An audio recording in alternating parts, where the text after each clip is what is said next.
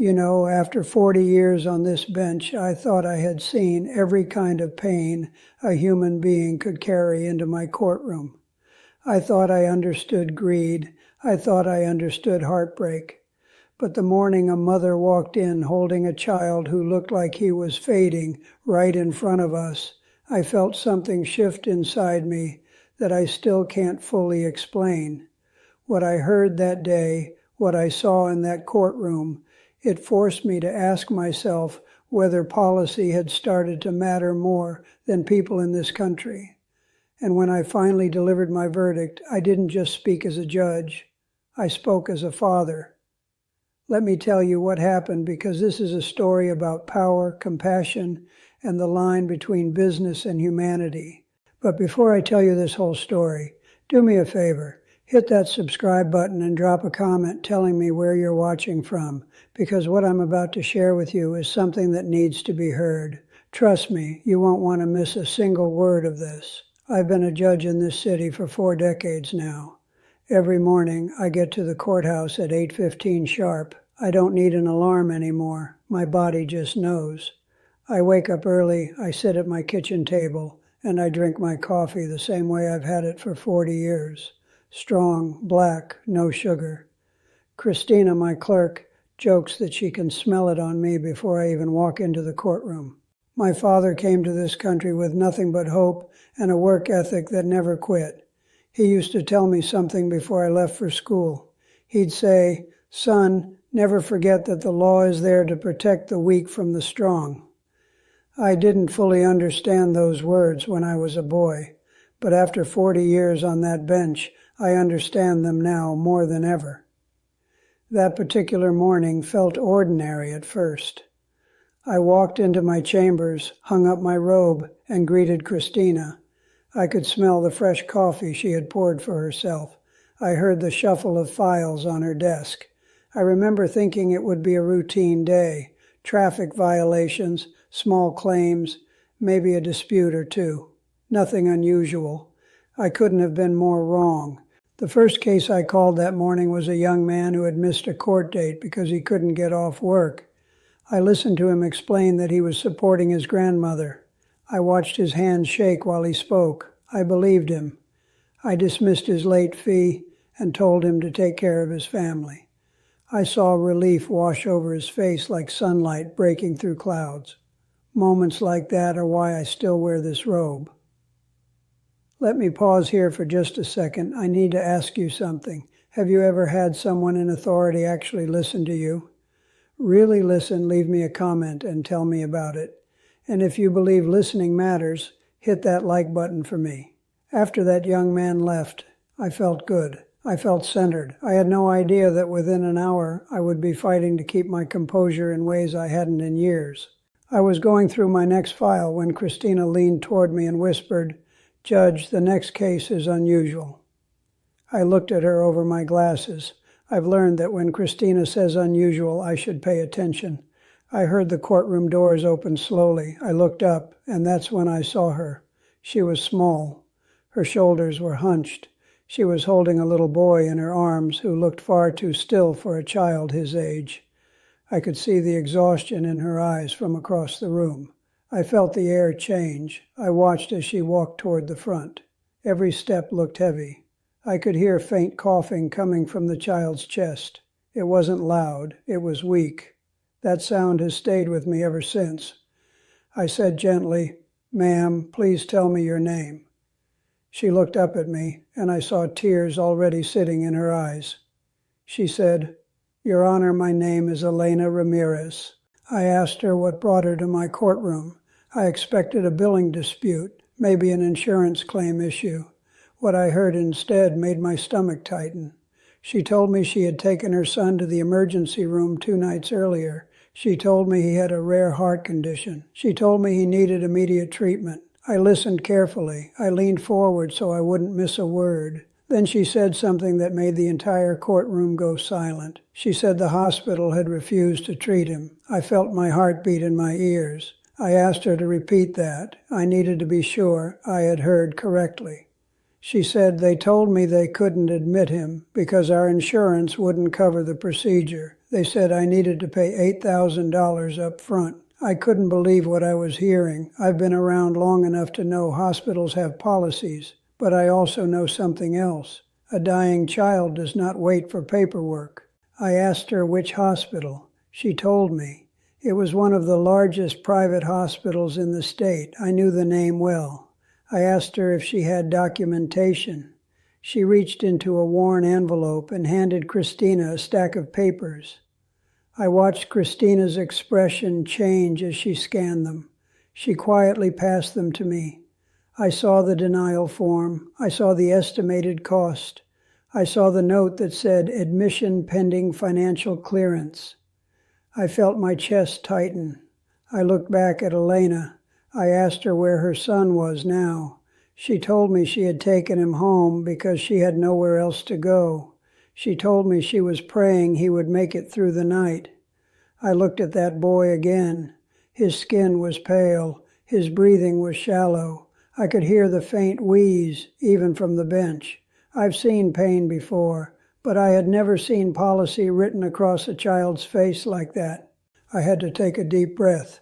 I reminded myself that I was there to uphold the law. Emotion cannot replace procedure, but humanity cannot be erased by policy either. I said to her, "Ma'am, did anyone at the hospital explain why emergency care was denied?" She swallowed hard and said, "They told me the decision came from the executive office." I asked her what she meant. She said, "The CEO's office." When she said those words, I felt something shift in the room again. I heard murmurs from the gallery. I looked at Christina. She looked back at me, and I knew she understood the weight of what we were hearing. I remember thinking to myself, this isn't going to end quietly. I closed the file slowly. I removed my glasses and rubbed my eyes for a second. I've learned that sometimes a pause speaks louder than a gavel. I said, "Is the hospital represented here today?"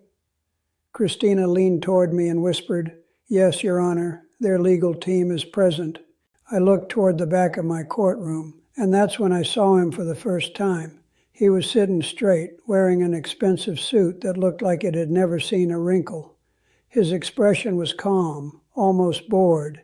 He wasn't looking at the child. He was looking at his phone. I felt my jaw tighten. I said, "Sir, please approach."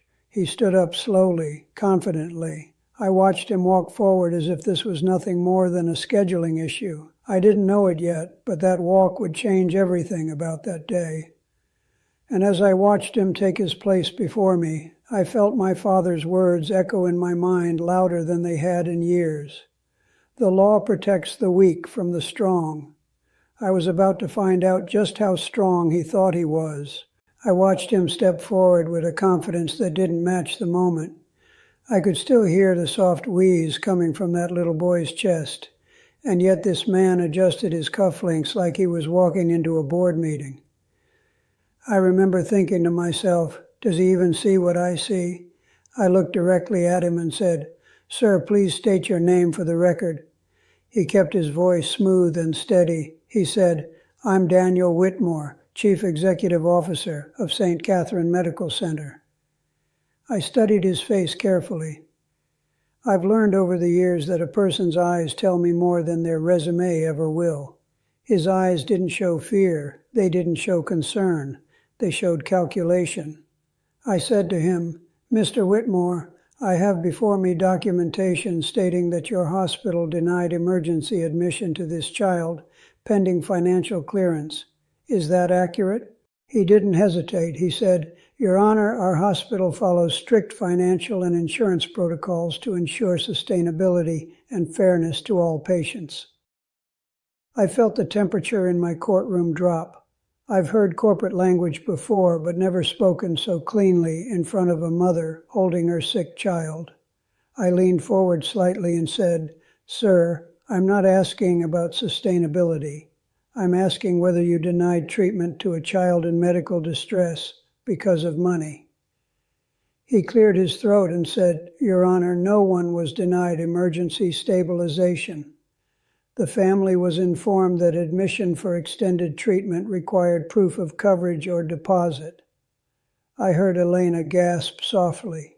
I saw her tighten her arms around her son. I felt my chest tighten with her. I asked him, "Did you personally approve that policy?" He nodded. "Yes, Your Honor. I oversee all executive policies." I paused. I let that sit in the air. I've learned that silence can make people reveal more than questions ever will. I watched him stand there, hands folded, posture straight, almost proud. I said, "Mr. Whitmore, do you understand what federal emergency care law requires?" He answered smoothly, "Yes, Your Honor. We comply with all federal statutes." I could feel my patience being tested. I've dealt with angry defendants, desperate parents, even violent outbursts. But calm indifference in the face of suffering hits differently. I said to him, "Let me tell you something I've learned in 40 years on this bench. A hospital is not a hotel. It's not a private club. It's a place people go when they are at their most vulnerable. Do you agree with that?" He shifted slightly. "Of course, Your Honor." I nodded slowly. "Then explain to me why this mother left your facility with a sick child instead of a hospital bed." He took a breath and said, "Your Honor, we cannot provide non-covered procedures without financial guarantee. We serve thousands of patients. We have obligations to staff, to shareholders." I raised my hand gently. I didn't shout. I didn't need to. I said only, "Sir, I don't see shareholders in this courtroom. I see a mother and a child." I heard quiet murmurs from the gallery again. I could sense the room leaning toward me. "Let me stop here and ask you something. Have you ever heard someone hide behind policy when what was really missing was compassion? Have you ever watched someone choose numbers over a human being? I genuinely want to know. Tell me in the comments. And if you believe compassion should never be optional, hit that like button for me." I looked back at Mr. Whitmore. I said, "Did any physician recommend immediate admission?" He glanced briefly at his attorney before answering. That glance told me more than his words would. He said, "There was a recommendation for observation, Your Honor." I felt my jaw tighten again. "Observation," I repeated. "And what does observation require?" He hesitated this time. "Admission." I nodded slowly. "And admission required $8,000 up front." He said, "That is the estimated deposit for uninsured extended care." I could hear Elena quietly crying now. I looked down at the child again. His eyelids fluttered weakly. I've been a grandfather long enough to know what fragile looks like. I felt something personal stirring inside me. I thought about my own grandson turning 12 last week. I thought about how I would feel if someone told my daughter that her son needed a deposit before he could breathe easier. I had to steady myself. I've always believed that a judge must balance heart and law. If I let emotion control me, I risk injustice. But if I ignore emotion entirely, I risk becoming cold. I said firmly, "Mr. Whitmore, are you aware that federal law requires emergency departments to stabilize patients regardless of ability to pay?" He replied, "We did stabilize him, Your Honor." I leaned forward further. "Did you admit him for the life-saving procedure recommended?" He said, "We required financial assurance before proceeding." I heard myself say something I hadn't planned to say. I said, "A dying child does not wait for financial assurance." The words hung there. I saw his expression tighten for the first time. I continued, "In my courtroom, a nurse and a millionaire stand on exactly the same ground, and a child's life does not become negotiable because of a billing code." I saw Christina glance up at me. She knows my voice. She knows when I'm speaking not just as a judge, but as a man. Mr. Whitmore tried to regain control of the conversation. He said, "Your Honor, if we ignore policy for one case, we compromise the entire system." I looked at him and said calmly, "Sir, if your system cannot make room for mercy, then your system is broken." I could feel the tension building. The air felt thick. I asked Elena quietly, "Ma'am, "Where is your son's doctor now?" she said. "They said they couldn't schedule the surgery until payment was secured." I felt anger rising in me, and I don't say that lightly. I've worked hard over the years to keep anger out of my decisions, but injustice involving a child touches something deep. I picked up the gavel and set it down gently. I didn't strike it. I wanted them to see my control. I said to Mr. Whitmore, "You run one of the largest hospitals in this state. You oversee millions of dollars in funding, and yet you required $8,000 before admitting a child in distress." He responded, "Your Honor, we operate within economic realities." I shook my head slowly. Economic realities do not override human ones. I remember thinking, this is about more than one child. This feels bigger. I looked at Christina, and I saw her scanning something on her tablet. I've learned to trust her instincts. She leaned toward me and whispered, "Judge, there may be more here." I felt that same gut feeling I've had in rare cases before, the kind that tells me a thread is about to unravel. I looked back at Mr. Whitmore and said, "Sir, is this the first time your hospital has required upfront payment before critical treatment?" He answered too quickly. "Our policies are consistent, Your Honor." Consistent. That word stayed with me.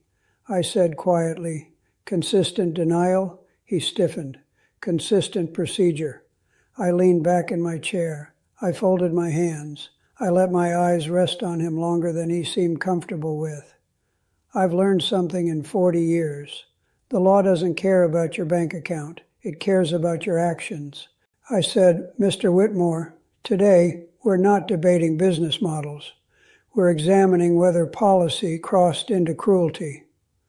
I saw a flicker in his eyes for the first time. It wasn't confidence anymore. It was caution. And as I prepared to ask my next question, I had no idea that someone in the back of my courtroom was about to stand up and change the direction of this entire case. I was about to continue questioning Mr. Whitmore when I heard a chair scrape softly against the courtroom floor. It wasn't loud, but in a silent room, even a small sound can feel like thunder. I looked toward the back of my courtroom, and I saw a man standing slowly, holding a thin leather briefcase against his side. I remember thinking, who is this? He cleared his throat and said, "Your Honor, may I address the court?" I studied him carefully. He wasn't dressed like hospital staff. He wasn't part of the mother's family. His suit was simple, dark, conservative. His posture was steady. His voice didn't shake. I said, "Please identify yourself." He replied, "My name is Thomas Reed. I'm an assistant United States attorney." I felt the room shift again. I've been on that bench long enough to recognize when something ordinary turns into something much bigger. I said calmly, "Mr. Reed, what is the nature of your request?" He stepped forward and said, "Your Honor, my office has been conducting an ongoing investigation into St. Catherine Medical Center regarding potential violations of federal emergency treatment statutes." I heard a collective inhale from the gallery. I didn't take my eyes off him. He continued, "We have reason to believe there is a pattern of denying or delaying critical treatment to patients lacking immediate financial coverage in direct violation of federal law." I slowly turned my gaze back to Mr. Whitmore. I watched his jaw tighten. I watched his hands, which had been folded confidently, now shift slightly. I said, "Mr. Whitmore, were you aware of a federal investigation into your hospital?" He answered carefully, "Your Honor, we cooperate with all regulatory reviews." That wasn't what I asked. I said, "And were you aware?" He hesitated. "Yes, Your Honor." I felt something inside me harden. I don't enjoy catching someone in half answers, but I've seen enough to know when truth is being rationed. Mr. Reed stepped closer and said, "Your Honor, we have documentation showing repeated cases where admission was delayed pending deposits, even when physicians recommended immediate intervention." I looked down at the file in front of me. Then I looked at the child again. His breathing sounded thinner now. Time felt heavier. I said quietly, Mr. Reed, does this investigation include this specific child? He nodded. Yes, Your Honor. This case was flagged 2 nights ago. I heard Elena gasp softly beside me. I felt my pulse in my throat. In 40 years on this bench, I've witnessed corruption, fraud, deception. But when those things touch the life of a child, the weight feels different. I leaned forward and said, Mr. Reed, are you prepared to present evidence today? He opened his briefcase and removed a sealed envelope. I saw Christina's eyes widen slightly. I felt the tension rise like pressure in a sealed room. He handed the envelope to the bailiff, who brought it to me. I held it in my hands for a moment. I've learned that sometimes a simple piece of paper can carry the power to change lives. I opened it carefully. Inside were internal emails. I began reading silently at first. My eyes moved slowly across the lines. I saw phrases like prioritize insured admissions, financial clearance required before cardiac procedure, and one sentence that made my stomach drop. It read, non-compliant accounts must be discharged if no payment secured. I felt a chill. I looked up at Mr. Whitmore. I said quietly, Sir, did you authorize these directives? He shifted uncomfortably. Your Honor, those emails require context. I nodded slowly. Context does not change words. I lifted one page and read aloud, delay non-paying admissions until deposit confirmed. The courtroom went completely silent. I looked at him and said, Mr. Whitmore, I want you to understand something very clearly. In my courtroom, a child's life is not a line item on a spreadsheet. I could hear my own voice steady, controlled. I wasn't shouting. I didn't need to. He said, Your Honor, hospitals must remain financially viable. I responded, financial viability does not override federal law. I paused, then added, and it certainly does not override humanity. I could feel the energy in the room change again. The confidence he had walked in with was fading. Let me ask you something. If you were sitting where I was sitting, reading those words while looking at that child, how would you feel? Would you stay calm? Would you struggle like I did? I'm genuinely asking you. Tell me in the comments what you would have done in that moment. And if you believe no child should ever be treated like a billing code, make sure you're subscribed, because this isn't over. I turned back to Mr. Reed and said, Is this investigation limited to civil violations? He hesitated briefly. No, Your Honor, we are also examining potential fraud related to federal reimbursement programs. I felt the weight of that statement. I asked, Fraud? He nodded. Yes, Your Honor. There is evidence suggesting the hospital billed federal programs for emergency stabilization while simultaneously refusing extended critical procedures to the same patients. I closed my eyes for a brief second. I remember thinking, this isn't negligence, this is systemic. I looked at Mr. Whitmore again. His face had lost its polish. I saw beads of sweat forming near his temple. I said, Sir, were you billing federal emergency funds while delaying life-saving procedures pending deposits? He answered cautiously, Our billing practices are complex, Your Honor. I leaned forward slightly and said, Complexity does not excuse misconduct. I felt something steady inside me now. The earlier anger had settled into clarity. I said firmly, I have learned one thing in 40 years. The law does not bend for wealth. It does not bow to power. It stands where it stands. I heard the faint cough from the child again. It sounded weaker. I turned to Christina and said quietly, Contact emergency services immediately. I want this child transported under court order. She nodded instantly. I looked back at Mr. Whitmore and said, Effective immediately. This court issues an emergency injunction requiring St. Catherine Medical Center to admit and treat this child without precondition. He opened his mouth to object. I raised my hand gently and said, Sir, I am not finished. I could feel my father's voice in my head again. I said, You may run a hospital, but today the law runs you. The room stayed silent.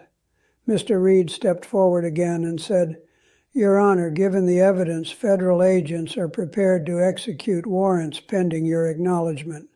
I felt time slow down. I looked at Mr. Whitmore one last time before speaking, and in that moment I realized this case was no longer just about a denied procedure.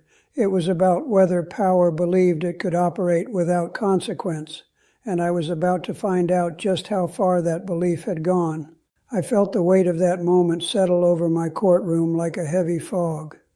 I looked at Mr. Whitmore, and for the first time since he had walked in, I saw uncertainty in his eyes. The polished executive mask was starting to crack. I said slowly, "Mr. Reed, are federal agents present in this building?" He nodded once. "Yes, Your Honor." I could hear Elena's quiet sobs beside me. I could still hear the soft, fragile breathing of her son. Everything felt suspended between two worlds, one where policy ruled and one where humanity demanded to be heard. I looked directly at Mr. Whitmore and said, "Sir, I'm going to ask you something very simple. Did you knowingly approve a policy that delayed life-saving care until payment was secured?" He swallowed before answering. "Your Honor, I approved financial safeguards necessary for operational continuity." I shook my head slowly. "That's not what I asked." He hesitated. That hesitation told me more than any admission could have. I leaned forward and said, "Let me explain something clearly. When you sit in a position of power, every signature you place carries weight. Every directive affects real people, real families, real children." He tried to maintain his composure. "Your Honor, these policies are standard practice across private institutions." I replied firmly, "Standard practice does not mean lawful practice, and it certainly does not mean moral practice." I paused. I let the silence work. Then I said something I've never forgotten. I said, "Money can build a hospital wing. It can buy new equipment, but it cannot buy character, and it cannot buy your way above the law." I saw the color begin to drain from his face. Mr. Reed stepped forward again and said, "Your Honor, with the court's acknowledgement, we are prepared to proceed with federal action." I nodded slowly. I felt the room holding its breath. I said, "This court acknowledges the federal investigation and recognizes probable cause based on the documentation presented." Those words were steady, deliberate. I watched as two federal agents entered quietly from the side doors. They moved with calm precision, no drama, no shouting, just inevitability. I've seen arrests before, many of them, but this one felt different. This one carried symbolism. I looked at Mr. Whitmore and said, "Sir, you are presumed innocent until proven guilty in a court of law, but today you are not beyond accountability." One of the agents stepped beside him and spoke softly. I couldn't hear every word, but I knew the tone. It was formal, measured. I watched as Mr. Whitmore's shoulders, once squared and confident, began to lower. I saw his hands move from folded control to uncertain stillness. Time seemed to slow. I remember thinking, this is what consequence looks like. Let me pause here and ask you something. Have you ever seen someone so certain of their power suddenly realize it isn't absolute? Have you witnessed that exact moment when control slips away? Tell me in the comments. I read every one of them. And if you believe power should always answer to justice, stay with me. I watched as the agents gently but firmly placed handcuffs around his wrists. The sound was quiet, but in that silent courtroom it echoed. I saw something fall from his pocket. His phone. It hit the floor softly. No one rushed to pick it up. I thought about the mother standing only a few feet away. I thought about the child who had been treated like a financial risk. I thought about my father's words again. The law protects the weak from the strong. I stood up from my bench. I rarely do that unless something significant is happening, but this was significant. I said clearly, "Mr. Whitmore, I hope you understand something today. Leadership is not about profit margins. It's about responsibility." He didn't respond. I watched as he was escorted toward the exit, And then I looked at Elena. She wasn't smiling. She wasn't celebrating. She was holding her son tighter, as if none of this mattered unless he survived. That reality grounded me immediately. I turned to Christina and said quietly, "Is the ambulance here?" She nodded. "Yes, Judge. They're waiting." I addressed the courtroom. "This child will be transported immediately under court order. St. Catherine Medical Center is required to admit and perform the recommended procedure without delay and without precondition."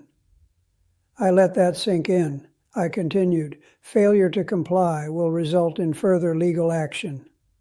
I watched as paramedics entered carefully. I stepped down from the bench and approached Elena.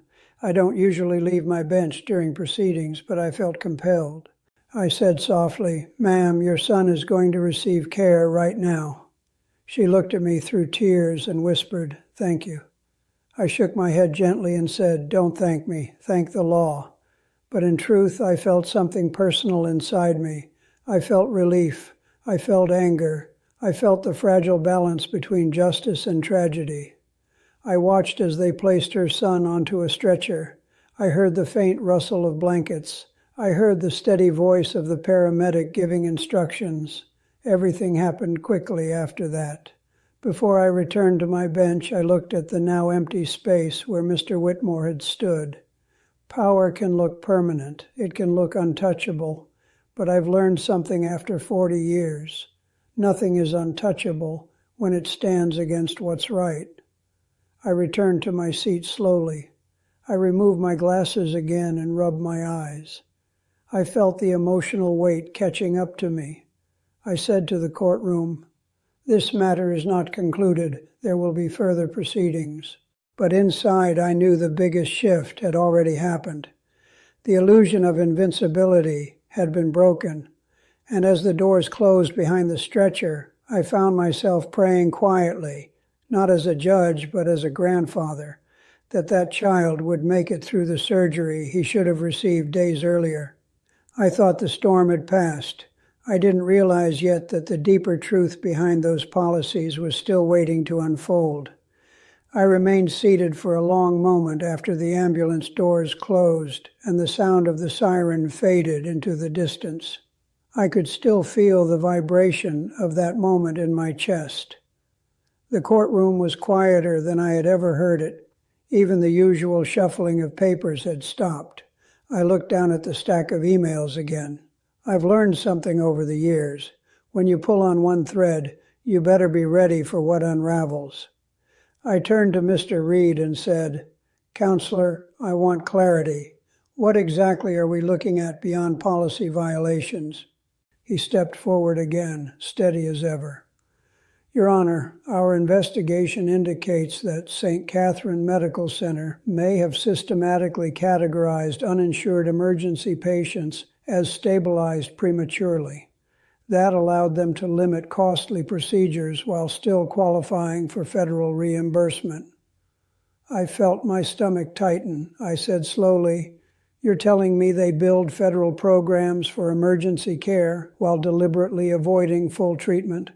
He nodded. "Yes, Your Honor. We have documentation suggesting internal directives to minimize high-cost admissions lacking immediate payment." I closed my eyes briefly. In 40 years, I've seen greed wear many disguises, but this one was particularly cruel. I said, "How many cases?" He answered, "Preliminary review suggests dozens, possibly more." I felt the weight of that number settle in my chest. Dozens of families, dozens of children, dozens of moments where fear met policy instead of compassion. I leaned back slowly in my chair. I remember thinking, this is no longer just about one hospital executive. This is about a culture. I said quietly, "Was the board aware?" Mr. Reed replied, "Evidence suggests the executive office drove these policies aggressively." Aggressively. That word stayed with me. I thought about Mr. Whitmore standing confidently only minutes earlier. I thought about the way he had said economic realities. I felt something shift inside me again, not anger this time, but resolve. I said firmly, The court will require full cooperation with this federal investigation. All relevant documents are to be preserved immediately. Christina was already writing notes. I could see in her face that she understood how serious this was. Let me pause here for a second. I want you to think about something. What happens when institutions meant to heal start protecting profits first? What happens when spreadsheets decide who gets a second chance at life? I'm asking you honestly. Tell me in the comments what you believe should happen in situations like that. And if you think accountability matters, make sure you're still with me. I turned back to the courtroom. I said, this court will also appoint an independent compliance monitor pending the outcome of federal review. I've always believed that consequences must be immediate when harm is immediate. As I spoke those words, I noticed something. The hospital's legal team, who had been sitting quietly near the side, looked pale. They had walked in expecting a billing dispute. They were leaving in the shadow of a federal fraud investigation. I felt the gravity of it, but my mind kept drifting back to that child. I said to Mr. Reed, "Has the Department of Health been notified?" He nodded. "Yes, Your Honor, they are coordinating." I took a deep breath. I said, "Then this court will remain in session to monitor compliance." I remember thinking justice doesn't end with a dramatic arrest. It continues quietly, persistently, through systems and paperwork and oversight. After the courtroom cleared, I returned to my chambers. I closed the door softly behind me. I sat down in my chair and removed my robe for a moment. I stared at the wall. I thought about how close that day had come to ending differently. If Elena hadn't filed the motion, if Mr. Reed hadn't stood up, if those emails hadn't surfaced, that child might have gone home again. I felt a chill at that thought. I poured myself a small cup of water. My hands were steadier now. Christina knocked gently and stepped inside. She said, "Judge, the hospital just confirmed admission under court order. The surgical team is preparing." I nodded slowly. "Good." She hesitated, then said quietly, "You did the right thing." I looked at her and said, "The law did the right thing." But even as I said it, I knew something else. The law only works when someone is willing to enforce it. I've learned over 4 decades that injustice often hides behind complexity. It hides in contracts, in policies and fine print. It rarely announces itself loudly. It counts on people not asking questions. I leaned back and remembered something my father told me once when I was young. He said, "Son, if you ever find yourself in a position of authority, don't forget what it feels like to have none." I never forgot that. That afternoon, Mr. Reed returned to my chambers briefly. He placed a thicker folder on my desk. He said, "Your Honor, preliminary estimates suggest millions of dollars in improper billing over several years." Millions. I shook my head slowly. I said, "and all while telling families they couldn't afford compassion." He nodded. I could see, even in his professional composure, that he understood the human cost behind those numbers. I asked him quietly, "Do you believe this was intentional?" He answered carefully. "The evidence suggests deliberate financial prioritization over medical necessity." Deliberate, that word carried weight. I've presided over cases involving theft, assault, negligence, but deliberate harm disguised as policy strikes at the heart of trust. Hospitals operate on trust. Communities rely on it. When that trust fractures, it leaves scars far beyond a courtroom. I sat there thinking about Elena sitting in an emergency room days earlier, probably terrified. I imagined the moment someone told her she needed $8,000 before her child could be admitted. I felt that sting personally. I said quietly, almost to myself, "I almost treated this like a billing dispute." Mr. Reed looked at me but didn't speak. I continued, "If I had dismissed this as administrative, that child might not have survived." The realization stayed with me. Let me tell you something I've learned after 40 years on that bench. Justice isn't always dramatic. Sometimes it's about noticing the detail others ignore. Sometimes it's about asking one more question when everyone else is ready to move on. I looked up at Mr. Reed and said, "Make sure this doesn't get buried." He answered firmly, "It won't, Your Honor." After he left, I sat alone for several minutes. The courthouse noise carried faintly through the walls, doors closing, voices fading. I thought about the illusion of power. I thought about how easily it can convince someone they are untouchable. But here's the truth. Power without accountability eventually collapses under its own weight.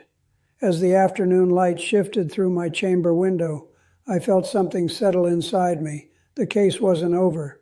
The legal process would take months, maybe years, but something important had already happened. A message had been sent. And somewhere, in an operating room across the city, a child was finally receiving the care he should have been given from the beginning. I didn't know yet whether he would survive, but I knew one thing. No policy would ever again stand in that courtroom without being questioned, and I wasn't finished yet. That evening, long after most of the courthouse lights had gone dark, I was still sitting in my chambers. I had loosened my tie. My robe was hanging behind the door. The silence felt heavier than usual. I kept thinking about that operating room. I've presided over thousands of cases, but very few follow me home the way that one did. I drove back that night slower than usual. I didn't turn on the radio. I just listened to the sound of the road beneath my tires and let my thoughts settle. When I walked into my house, my wife looked at me and said, "It was a long day." She knows me better than anyone. She can tell by the way I hang up my coat whether justice was routine or something deeper. I nodded and said, "It was one of those days." I didn't go into details right away. I've learned that some cases need to sit quietly in your heart before you can speak about them. Later that night, I stood by the kitchen sink with a glass of water, staring out into the dark yard. I thought about Elena sitting in a hospital waiting room. I thought about that little boy under bright surgical lights. I remember whispering to myself, "Please let him make it." The next morning, I arrived at the courthouse at 8:15, just like always. Routine has a way of grounding you. I could smell the coffee Christina had poured. I heard her typing before I even stepped into the courtroom. She looked up and said softly, "Judge, I have an update." My heart tightened for a second. I didn't say anything. I just waited. She smiled faintly and said, "The surgery was successful. He's in recovery." I felt my shoulders drop in relief. I closed my eyes for just a moment. I've always believed that a judge must remain composed, but relief has a way of slipping past even the strongest discipline. I said quietly, "Thank God." That day, word of the arrest had already spread. Reporters were calling. The hospital board had released a statement. I avoided the noise. I've learned something important. Justice is not about headlines. It's about outcomes. Later that afternoon, Mr. Reed returned to my chambers again. He carried an even thicker file this time. He said, "Your Honor, the financial review is expanding. We've identified patterns going back nearly 5 years. 5 years. I leaned back slowly. How many patients? He answered, potentially over 100 cases where care may have been delayed or altered due to financial directives.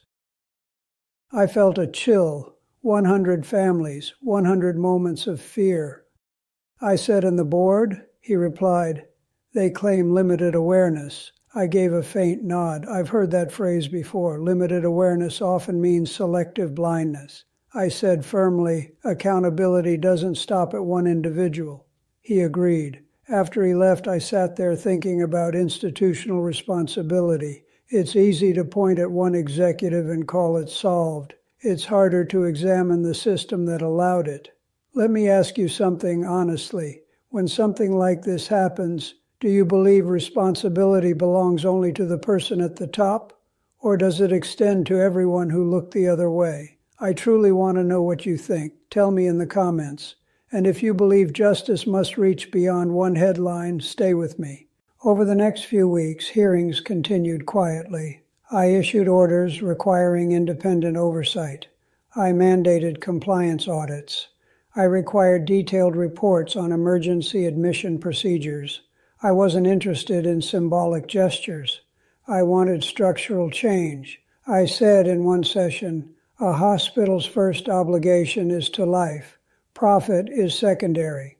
I meant every word. The hospital board eventually appeared before me. I watched them sit stiffly, unaccustomed to being questioned publicly. I said to them, "Trust is not a public relations strategy. It is earned through action." One board member tried to assure me reforms were underway. I replied calmly, "Reform is not a press release, it is measurable." I saw discomfort ripple across the table. I didn't enjoy it. I never enjoy confrontation for its own sake, but sometimes discomfort is necessary.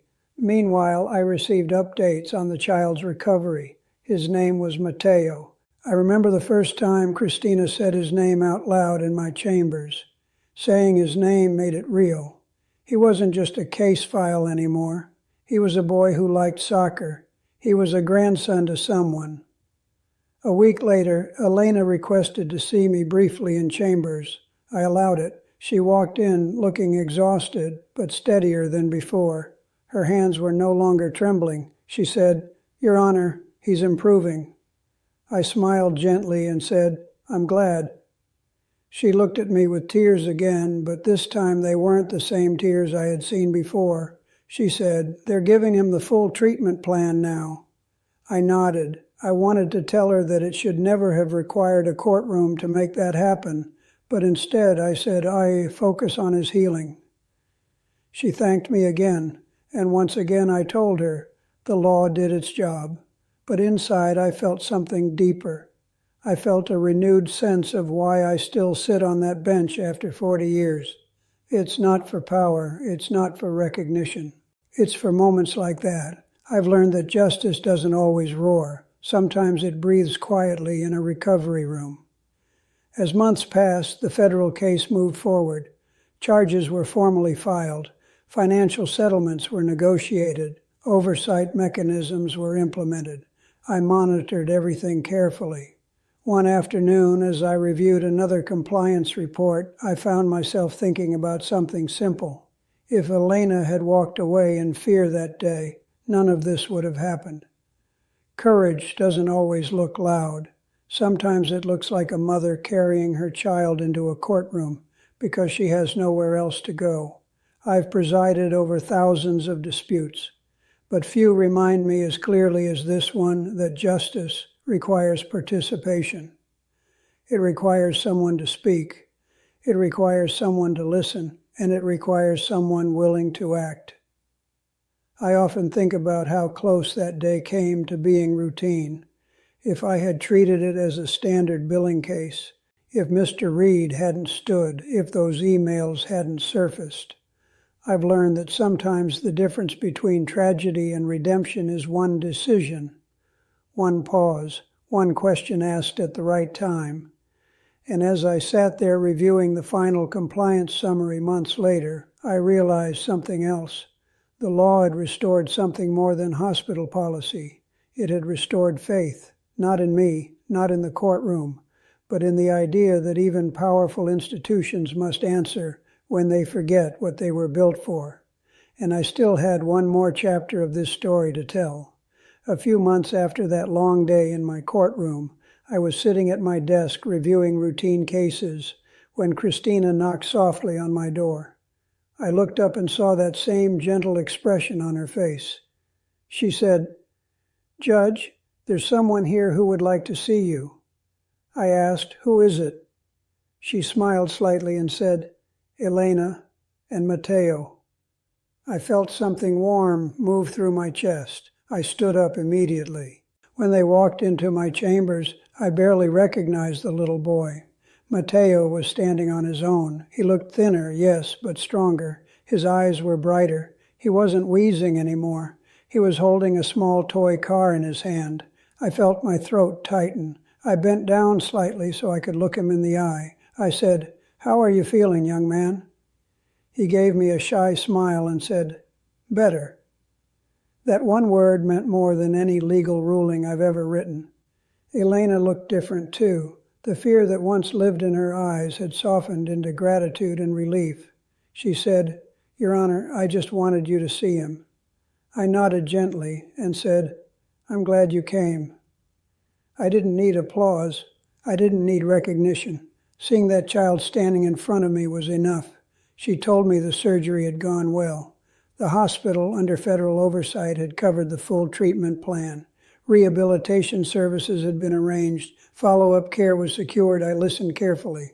Then she said something I'll never forget. She said, "When they first told me no, I thought we were invisible. But that day in your courtroom, I felt seen." I had to pause for a moment. I've always believed a judge should stay composed, but sometimes words find their way past your guard. I said softly, "You were never invisible. You just needed someone to listen." Mateo tugged gently on his mother's sleeve and held out his toy car toward me.